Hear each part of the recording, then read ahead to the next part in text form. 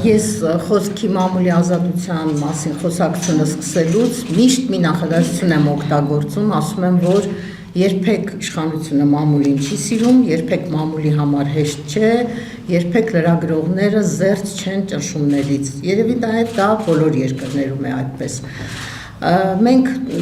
երկար տարիների գոնե ես 30 եւ ավելի տարիներ լրագրության մեջ եմ եւ այս ամբողջ ընթացքում իմ նաեւ ինձ նկատմամբ եղած իրադարձությունների սպեկտրում եմ ես անալիզ անում ես ամենը եւ տեսնում եմ, որ միշտ եղել են ճնշումներ իշխանությունների կողմից, ուղղակի դրանք տարբեր բնույթի են եղել, տարբեր փուլերում, տարբեր ձևով են արտահայտվել։ Բայց այն, որ մենք կունենանք փողոցից, քաղաքասարակությունից, մամուլից եկած իշխանություն, որը կկիրառի դաժան ճնշումներ լրատվամիջոցների նկատմամբ, ճիշտն ասած ես գոնե 18 թվականին չէի պատկերացնում, հակառակը ինձ թվում էր, որ նախկին խմբագիր, նախկին լրատվամիջոցների ղեկավարներ, լրագրողներ, քաղաքասարակության ներկայացուցիչներ, այդ խումբը քաղաքապայմանագիր կոչվող, որը իշխանության է եկել, պետք է ավելի բարենպաստ միջավայր ստեղծի լրագրողների համար եւ մեզ համար պիտի աշխատելը հեշտանա, պիտի մեզ համար ավելի մեզ գնահատեն, ավելի գուցե նաև ինչ որտեղ արտոնյալ պայմաններ ստեղծեն, որպեսզի լրատվամիջոցները գործեն, որովհետև գոնե իրենց մաշկի վրա զգացել են այդ ճնշումները եւ պետք է դրանից հետեւություններ արած լինեին։ Բայց ցավոք սրտի, ինչպես տեսնում ենք, 18 թվականից հետո բազմաթիվ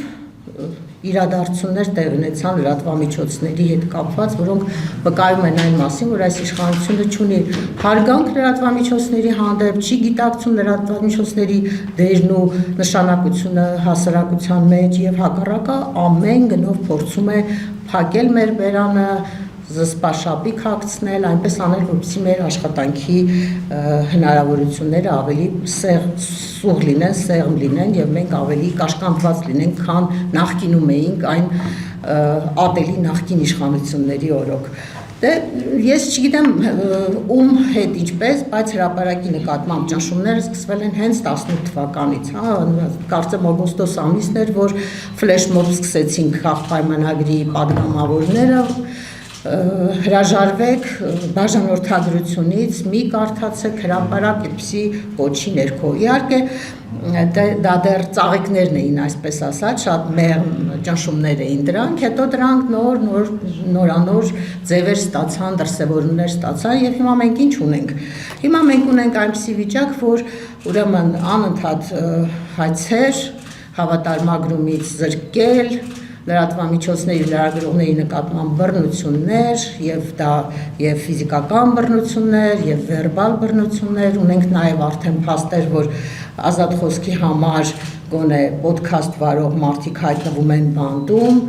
ունենք քրեական գործ հարուցելու փորձ, ունենք նաեւ քաղաքացիական հայցեր, որտեղ իրենք արդեն միլիոնների տուգանքներ են նշանակում լրատվամիջոցների նկատմամբ եւ ամենակարևորը մի քանի քպական կարկառուն դեմքեր արդեն սովորույթ են դարձրել ամեն օր եթեր մտնեն, լայվ մտնեն, ստատուսներ գրեն լրատվամիջոցների դեմ, թիրախավորեն լրագրողներին եւ լրատվամիջոցներին, ատելության խոսք տարածեն, իրենց կարծիքով պահանջներ ներկայացնեն, հաշվետվություններ պահանջեն, ֆինանսական միջոցների եւ այլն։ Այս բոլորը, երբ որ ամբողջության մեջ նայում ես, ուղղակի սարսափում ես, թե այդ երիտասարդները, որոնք ժամանակին երջանիկ կզգային, եթե մենք իրենց հետ սուրճ խմեինք, զրուցեինք, իրենց հետ շփվեինք, հիմա այսօր ինչպիսի դաժան ատելություն են տածում լրատվամիջոցների եւ լրագրողների նկատմամբ։ Հիմա եթե վերադառնանք հրապարակին, մենք իհարկե սովոր ենք, դատական հայցեր շատ ենք ունեցել, այդ հայցերի մեծ մասում հաղթանակ ենք տարել, այդ նախկին ուրեմն կախյալ դատարանների պայմաններում բազմաթիվ հաղթանակներ ենք արձանագրել, բայց հիմա իրավիճակը փոխվել է, առաջ եթե մեզ դատի էին տալիս ընտանիքի անդամները իշխանավորների կամ իրենց ինչ-որ ենթականեր եւ այլն, գոնե ոչ առաջին դեմքերը, ապա հիմա մենք փաստ ունենք, երբ որ երկրի ղեկավարը,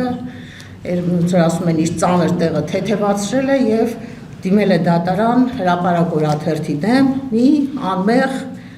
հարցադրումներով լի հրապարակման համար, որտեղ ընդամենը մենք իրեն վերադարձրել էինք իր գրած ստատուսները սրբազանների եկեղեցու դեմ, հա, իր ոճով հեղինակը, այսպես ասած, պամֆլետ հրապարակախոսական մինյութ էր արել, դավաճանում է արդյոք Նիկոլ Փաշինյանը իր կնոջ հետ, հրապարակումը պարզվեց, որ խիստ զայրացրել է Նիկոլ Փաշինյանին եւ հենց ինքը նույն օրը հայտարարեց, որ դիմելու եմ դատարան, ուրեմն դիմեց 1 միլիոն դրամի պահանջ ներկայացրեց, նաև փաստաբանի ծախսեր դրան գումարած եւ այլն եւ այլն։ Մոտ 6-7 ամիս դատավարությունը ընթացել է եւ մենք ունենք արդեն առաջին ատյանի որոշումը։ Ելնելով նրանից, որ մեր վեճի մի կողմում երկրի առաջի դեմքն է, վարչապետն է, մյուս կողմում մի անպաշտպան փոքր լրատվամիջոց է, ես կարող եմ այսօր գնահատել, որ վճիռը ի օգուտ մեզ է, ըստ էության, որովհետև դրամական պահանջն ամբողջությամբ մերժվել է, նույնիսկ փաստաբանի ողջամի ծախսերի մեծ մասն է մերժվել, այսինքն դատավորը փորձել է, այսպես ասած, ինչ-որ միջանկյալ ելք գտնել, որ ոչ արդարության դեմ շատ գնա, ոչ էլ վարչապետին զայրացնի, որտեղ հայտնի է, թե զայրույթը հետո ոնց է անդրադառնում իրենց պաշտոնի, իրենց հետագա պաշտոնավարման վրա։ Մենք իհարկե դիմելու ենք, հիմա արդեն պատրաստում ենք վերաքննիչ բողոքը, շարունակելու ենք, ուրեմն բողոքարկելու ենք դա, որտեղ այդտեղ բացարձակապես չկա զրպարտության նշույլ անգամ եւ նույնիսկ, չգիտեմ, վիրավորանք էլ չկա, այսպես ասած, հա, մարդը, եթե ինքը գրում է դոմփել, մոմփել, մանկապիղծ, սրբապիղծ, չգիտեմ, SN-ն, մի քաղաքացի էլ կարող է իրեն ինչ-որ հարցադրումներ անել, օդում պատտվող այդ լուրերը շրջանառել եւ հարցնել, բա եթե դու հարց ես տալիս կաթողիկոսին զավակ ունես, թե ոչ, մենք էլ կարող ենք քեզ հարցնել, լավաճանում ես արդյոք քո կնոջը, թե ոչ։ Դա քաղաքացի մասով, հա, բայց պարզվում է, որ քաղաքացը չի բավարարում, հա, այս իշխանավորներին, իրենք արդեն այդ իրանց համար փոքր են, նեղ է այդ շապիկը, հա, իրենք ավելի մեծ պատիժներ են ուզում լրագրողների համար, ուզում են, որ նրանք նստեն, դատվեն, հետապնդվեն, վարկաբեկվեն, այսպես հնարավոր ամեն ինչ պիտի անեն, որպեսզի լրատվամիջոցների կյանքը դժոխքի վերածեն, հա, դրա համար ինչ են արել։ 2024 թվականի դեկտեմբերի 12-ին, վրաս Նարդոսի գործը կա, չէ, որ ինչ պատահեց, երբ որ 2 կտոր շաքար պակասեց շաքարամանից։ 2024 թվականի դեկտեմբերի 2-ին ես մի խմբագրական եմ գրել, ընդ որում ես խմբագրականներ գրում եմ 18 տարի շարունակ ամեն օր, շաբաթը 5 անգամ։ Հրապարակախոսական փոքրիկ 1500-ից կազմված տեքստեր են դրանք, այդ օրվա իրադարձություններն են վերլուծում, իմ մեկնաբանություններն եմ տալիս, այդ խմբագրականի մեջ իշխանությունը տեսել է բռնության կոչ, բռնության քարոզի արդարացում, ենթադրյալ, հա, այդպես ասենք, եւ հենց 24 թվականի ուրեմն վերջին, ենթադրում եմ հենց երևի հունվարին, հա, նաեւ 25 թվականի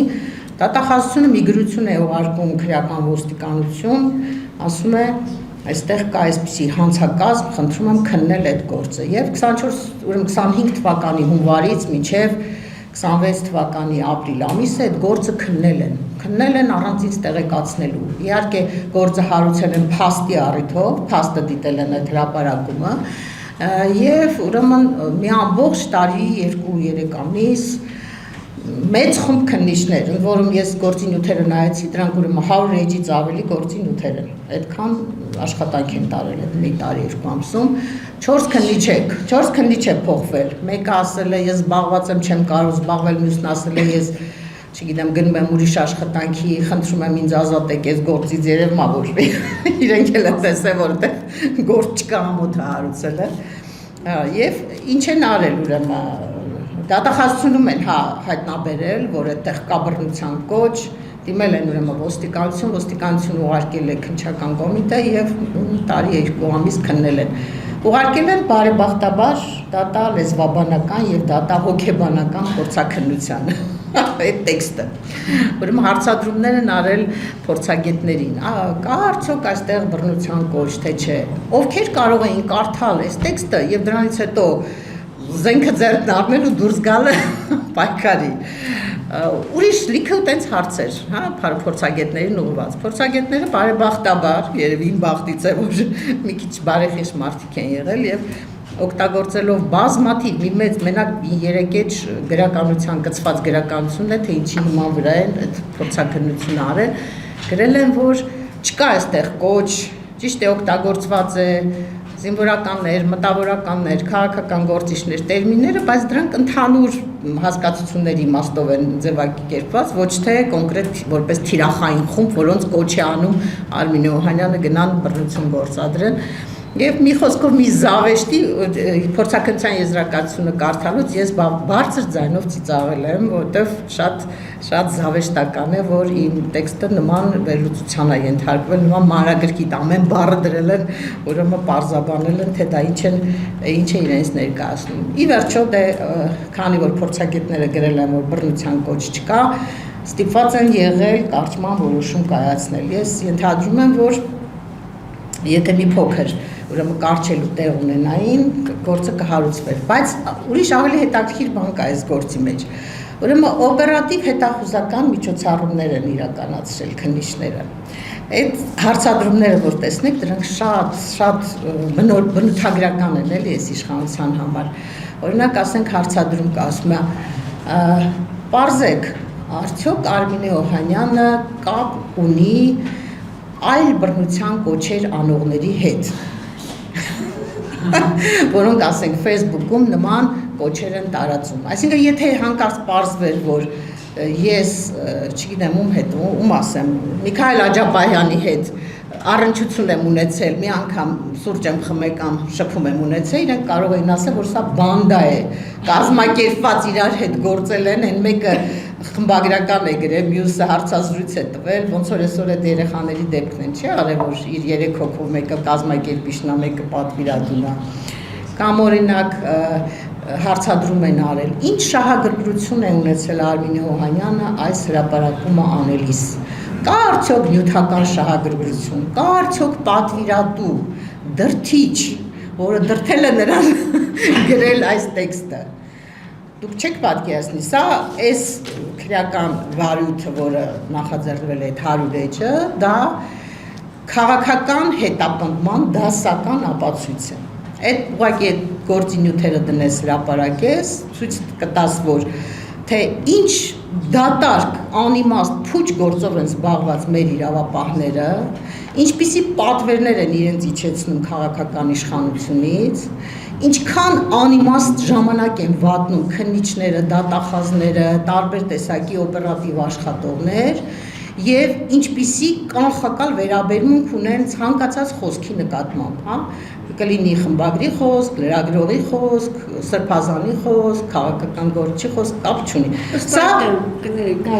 ըստ այդմ, եթե դա քաղաքական համարում է քաղաքական հետապնդման դասական օրինակ կարճման որոշումը քաղաքական որոշում է ըստ ձեզ, թե իրավական։ Գուցե կա նաև քաղաքական կոմպոնենտ այն իմաստով, որ թերևս ես կարծում եմ, այս բոլորը իհարկե ենթադրությունների դաշտից է, հա, բան չունենք, այսպես ապացույցներ չունենք։ Ես ենթադրում եմ, որ մի տարի պահել են, մի տարից ավելի պահել են այդ գործը, մտածել են, որ ինչքանով դա արդյունավետ կլինի դրա հարուցումը եւ վերած աղմուկը, էդ էլ կա, եւ աղմուկը իրենց օգուտ կլինի, թե վնաս կլինի։